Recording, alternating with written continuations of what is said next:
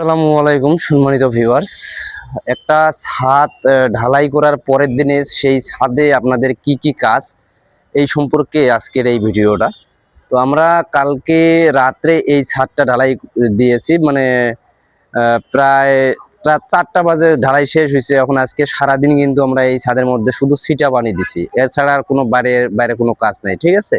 তো আপনারা অনেকেই কিন্তু একটা ভুল করেন, সেটা হচ্ছে যে ছাদ ঢালাই দেওয়ার পরের দিনে মানে রাত্রে ছাদ ঢালাই দিয়ে গেছেন, সকালবেলা এসেই কিন্তু আপনারা চতুর্দিকে বান দিয়ে মানে ইট এনে চতুর্দিকে বান দিতেছেন, বান দিয়ে সেই পানি মানে আটকানোর একটা ব্যবস্থা করতেছেন। সেটা কিন্তু একটা চরম ভুল। কারণ হচ্ছে কি, ছাদটা ঢালাই দেওয়ার 24 ঘন্টা পর্যন্ত কিন্তু সেই ছাদে জোরে কোনো ইট বা কোনো মানুষ সেই ছাদটার মধ্যে কিন্তু আঘাত করলে সেই ছাদের মধ্যে একটা সূক্ষ্ম লিক চলে আসে, যেটা খালি চোখে দেখা যায় না, ঠিক আছে। এরকম কিন্তু অনেকজনেই করে, মানে রাত্রে ছাদ ঢালাই দিয়ে গেছে, সকালবেলা এসেই কিন্তু ইট এনে ছাদের মাঝখানে রুমের মাঝখানে রাখতেছে এবং সিমেন্টের বস্তা এনে কিন্তু ছাদের মাঝখানে জোরে ফেলতেছে, ঠিক আছে। ছাদটা কিন্তু ভালো মতো মানে যে সিমেন্ট কংক্রিট আছে সেটা কিন্তু ভালো মতো মানে তাদের বন্ডিং যে সিস্টেম আছে সেটা কিন্তু মানে তৈরি হওয়া শুরু করেছে। এই টাইমে যদি আপনি আঘাত করেন তাহলে কিন্তু ছাদটাতে বিশাল বড় একটা ক্র্যাক চলে আসবে, সেটা কিন্তু আপনি খালি চোখে দেখতে পারবেন না। কিন্তু এই ক্র্যাকটা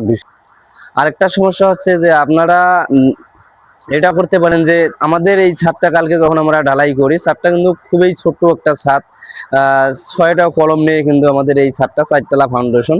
তো আমরা যখন কালকে রাত্রে ঢালাই করি তখন কিন্তু হালকা হালকা একটু বৃষ্টি আসছিল, যার কারণে কিন্তু ছাদের দেখেন মানে একটু একটু কিন্তু বৃষ্টির দাগ বোঝা যাচ্ছে এবং কোনাগুলো কিন্তু হালকা হালকা বোঝা যাচ্ছে যে এরা অনেকেই কিন্তু ভয় পেয়ে করেন কি, পরের দিনে আবার গ্রেডিং মেরে দেন। আসলে কি মানে একটা ছাদ ঢালাই দিয়ে পরের দিনে যদি আপনি গ্রেডিং মেরে দেন, অনেক মিস্ত্রি কিন্তু অভিজ্ঞ মিস্ত্রি যারা সবাই কিন্তু এই ধরনের কাজটাই কিন্তু করতেছে। আচ্ছা, আমরা একটা ছাদে লাস্ট যে ছাদ আসে সেটাতে আমরা গ্রেডিংটা দেই কিসের জন্য? যাতে সেই ছাদটা লিকেজ করে পানি নিচে আসতে না পারে। তাহলে এটাই যদি আপনি বুঝেন যে সেই ছাদটা লিকেজ করে পানি নিচে আসতে না পারে, তাহলে আপনি যদি ছাদ ঢালাই পরের দিনে গ্রেডিং দেন, তার উপরে যদি আবার কিউরিং এর জন্য যদি পানি দেন, তাহলে কি ওই গ্রেডিংটা ভেদ করে আপনার ছাদটা ভালো মতো কিউরিং হবে? এটা আপনি নিজেকেই নিজের বিবেককে একবার প্রশ্ন করে দেখেন। এই কাজটাও করা যাবে না, ঠিক আছে। কিউরিং করার একটা সময় মানে আছে, ঠিক আছে। ওটা যখন লাস্ট ছাদ সেটা হচ্ছে 1 সপ্তাহের মধ্যে আপনি হচ্ছে গ্রেডিংটা দিতে পারবেন, কিংবা গ্রেডিংটা মানে লেগে থাকার জন্য যে একটা বিষয়, সেটা কিন্তু আপনি ছাদ ঢালাইয়ের দিনে যেটা লাস্ট ছাদ সেটার মধ্যে ছাদ ঢালাইয়ের দিনে কিন্তু আপনি ছাদের মধ্যে ছাদ ঢালাইয়ের পরেই মানে 15-20 মিনিট পরে কিন্তু ঝাড়ু দিয়ে একটু দাগ দাগ করে কেটে দিয়ে সেটার মধ্যে 1 সপ্তাহ পরে যদি আপনি গ্রেডিং দেন, তারপরে কিন্তু আপনার গ্রেডিংটা ঠিক মতো থাকবে। কিন্তু আপনি যদি পরের দিনেই গ্রেডিং দেন, ঠিক আছে, তাহলে আপনার ছাদটা কিন্তু সঠিকভাবে কিউরিং হবে না। আরেকটা বিষয় হচ্ছে, আপনারা এই যে এখন আমাদের এই ছাদটার মধ্যে আমরা কিন্তু আজকে সারাদিন কাজ করি, কালকে কাজ করবো এই ছাদটার মধ্যে। এখন প্রথম কাজ আমরা হচ্ছে কি, এই ছাদের মধ্যে তো আমাদেরকে হচ্ছে কালকে আমরা বান দিব এবং আজকে সারাদিন ছিটা ফোটা পানি দিয়েছি, ঠিক আছে, কিন্তু কালকে আমরা বান দিয়ে এটার মধ্যে পুরা পানি লাগাই দেব।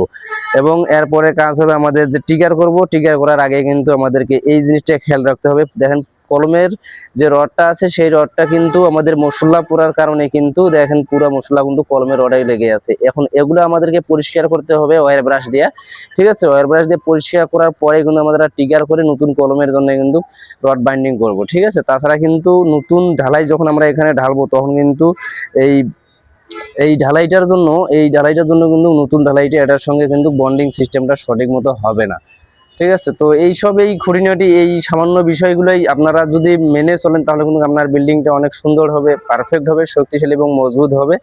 আর যদি এই খুঁটিনাটি যে বিষয়গুলো আছে বিল্ডিং সম্পর্কে, ঠিক আছে, এগুলা যদি মেনে না চলেন তাহলে কিন্তু আসলে আপনার বিল্ডিংটা একটু ঝুঁকিপূর্ণ হতে পারে এটা।